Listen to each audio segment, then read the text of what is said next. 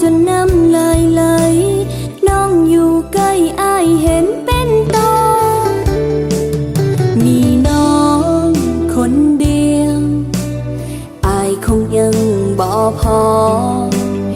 ยังหาทางไปต่อขอซ้ำกับมาทุกคืนทนฝืนหักอายด้วยใจซื่อตรงบ่เคยลงคาลมของสายคนอื่นอายยังบ่เห็นค่าตอบแทนมาด้วยความของคืนทั้งวันและคืนกำกืนกับความเงียบเหงา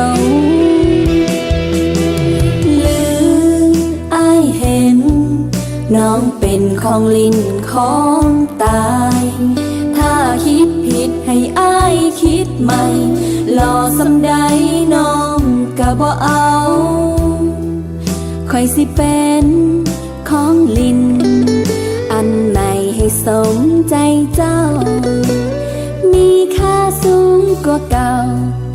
ของลิ้นที่เจ้าซื้อบ่ได้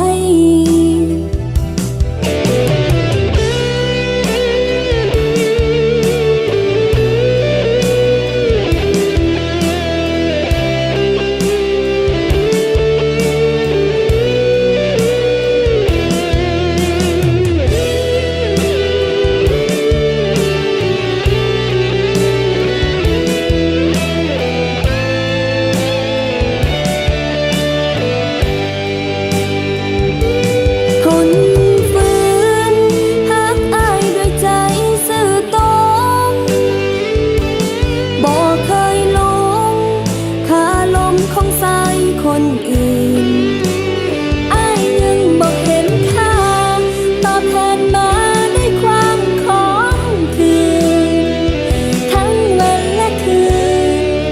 กำกืนกับความเงียบเหงาลืมอายเห็นน้องเป็นของลิ้นของตาย